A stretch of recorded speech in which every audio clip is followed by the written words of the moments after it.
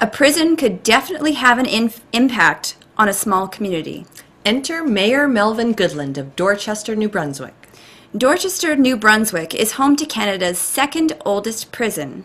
The village has just 500 inhabitants, and the federal jail there holds more than 500 inmates. Mayor Melvin Goodland said he wouldn't sugarcoat living with a prison in the community, but he said that it does affect property value and that escapes, though infrequent, are a reality. But don't take it from us. Goodland began by describing Dorchester. Well, Dorchester is one of the oldest communities in New Brunswick and probably even in Canada. It's a shire town. It was a thriving community of about 6,000 to 9,000 people at one time. There was boat building here when the days of the wooden boats. Wow. Over the years, different things happened. The shipbuilding moved away. The railroads moved to Moncton, and the community of Dorchester itself went down in size. For sure, right now, the largest employer would be the prison. Mm-hmm. Dorchester has approximately 500 people. And there's about the same number of inmates. Matter of fact, I think the inmates outnumber us a little bit. Wow. There is, probably 300 to 350 employees up there. Wow. Now, a lot of the type of employment it is, a lot of the employees come from other communities around us as well. Right. So they're not all those employees are from Dorchester. Right. Yeah, the majority of it also is a bilingual prison, which means that a lot of the bilingual help comes from surrounding French communities. What is it like having a prison in your community?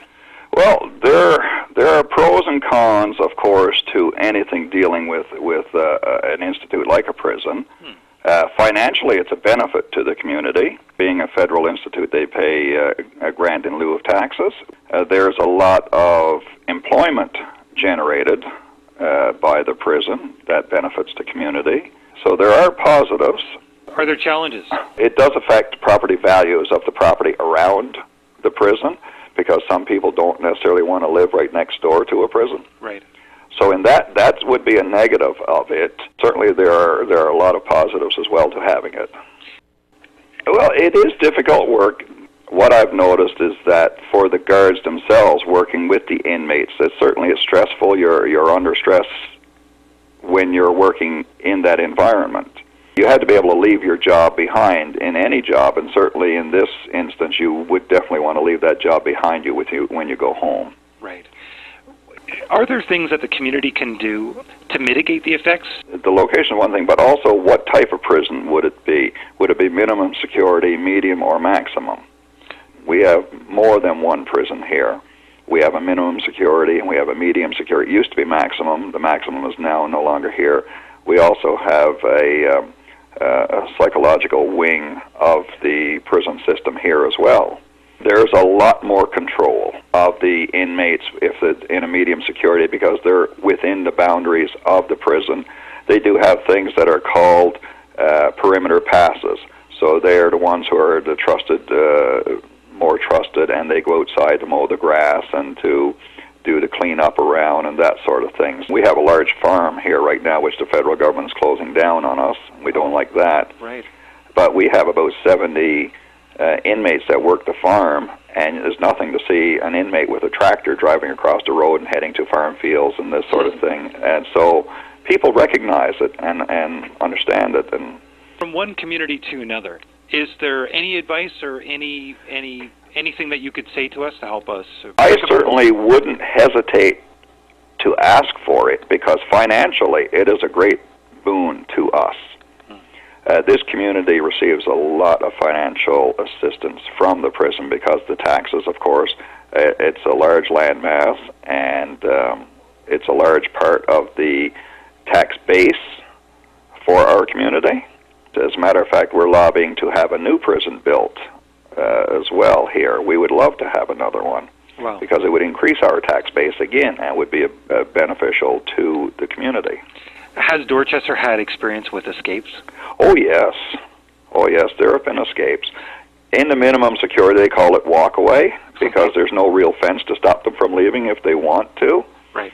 But those are the people whose time is becoming close to the end, and they're learning to get along in society, and they know their time is getting short, so they don't want to walk away and jeopardize that and be put back inside the wall again and lose their parole privileges. Right. So that's very limited. In the 14 years that I've lived here, there's only been a couple of escapes from within the medium security one, and they didn't last very long. And so that's not a real threat. We've had instances of from the local farm workers coming into the local takeout store to buy a case of beer and take back to the farm. You know, things like that. We laugh at those and say, "Oh, look at the jumpsuit coming in to buy a case of beer." But so, you know, but we don't perceive those as threats. Right.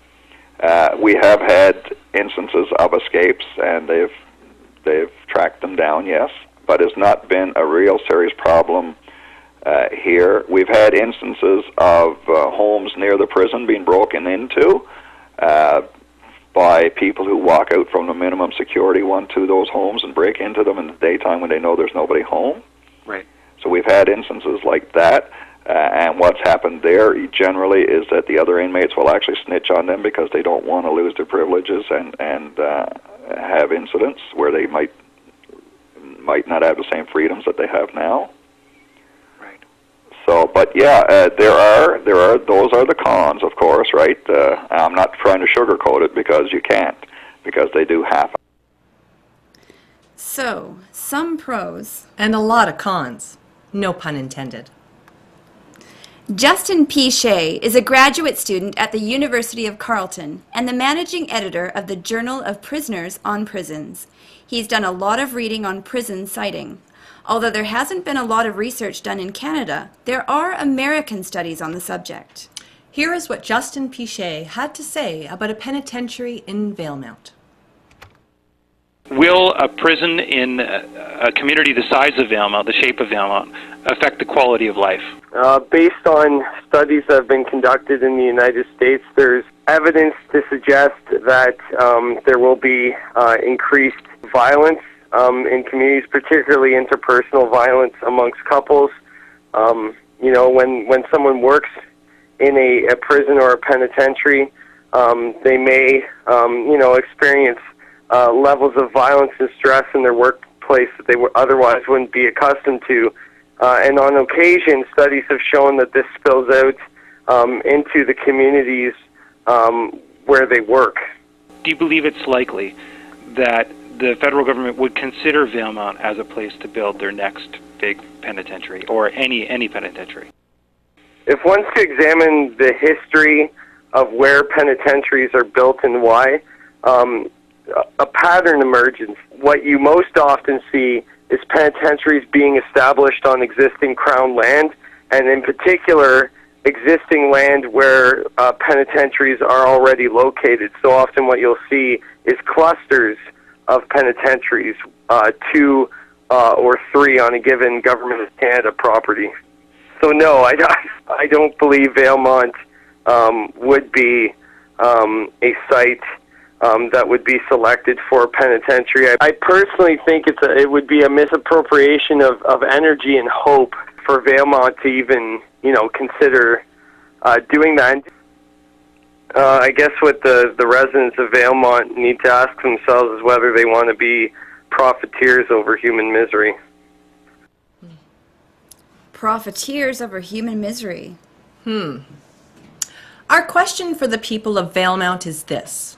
Do you think we should lock, load, and take aim at a prison? Or do you think the village should do some more research first before proceeding?